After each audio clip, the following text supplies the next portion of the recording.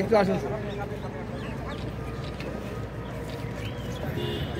দেন sir, চাপ দেন।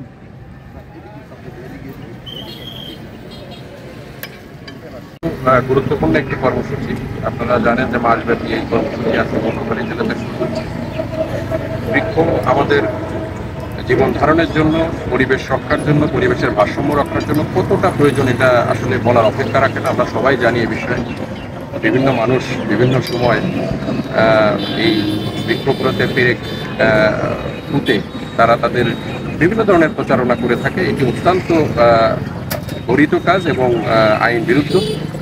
আমরা আজকে এই কর্মসূচি শুরু করলাম। আমি আপনার মাধ্যমে পটুয়াখালীর সমস্ত মানুষের কাছে আবেদন রাখতে চাই আমরা যেন এই কাজটা থেকে বিরত থাকি। কোনো কাছে কোনো পেরেক যেন আমরা না পুঁতি এবং বৃক্ষদেরকে জীবনকে যেন সংকটাপন্ন রাখি।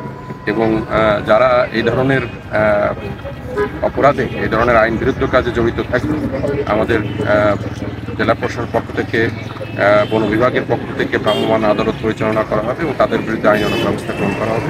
আমরা যেন সবাই সচেতন হই, বৃক্ষকে যেন আমরা কোনোভাবেই ধ্বংস না করি। কারণ বনভূমি, বৃক্ষ না থাকলে আমাদের পরিবেশ রক্ষা এবং আমাদের জীবন ধারণ, সর্বোপরি বাংলাদেশকে রক্ষা এটা অসম্ভব হয়ে পড়ে। আমাদের মাননীয় উপদেষ্টা মহোদয়, বন, পরিবেশ ও জলবায়ু পরিবর্তন মাননীয় উপদেষ্টা মহোদয় সবসময় পরিবেশ রক্ষার জন্য, বৃক্ষ রক্ষার জন্য অত্যন্ত সোচ্চার একজন মানুষ।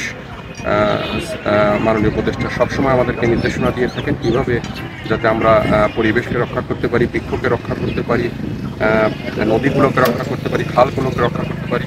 জেলা প্রশাসন এবং বন বিভাগ এবং যারা এর সাথে সংশ্লিষ্ট সমস্ত বিভাগ আছে তাদেরকে নিয়ে আমরা এই বিষয়ে কর্মসূচি চালিয়ে যাচ্ছি এবং কোনোভাবেই যাতে আমাদের এই পরিবেশ ক্ষতিগ্রস্ত না হয় সে বিষয়ে আমাদের যে পদক্ষেপ সেটি অব্যাহত থাকবে। পটুয়াখালী 2টি ডিস্ট্রিক্ট আছে। আজকে আমরা পটুয়াখালী জেলায় 28টি জেলার ধারাবাহিকতা আমরা উদ্বোধন করলাম। পাশাপাশি আমাদের বরগুনা জেলাও হবে এবং এইভাবে আমাদের এই কর্মসূচি আপামর জনসাধারণ, মিডিয়া, ব্যক্তিত্ব, পরিবেশবাদী এবং অন্যান্য স্বেচ্ছাসেবী সংগঠন, তারুণ্য প্রজন্মে যারা আছে সকলকে নিয়ে, ছাত্রছাত্রী সবাইকে নিয়ে আমরা এই সচেতনতাটুকু সৃষ্টি করব।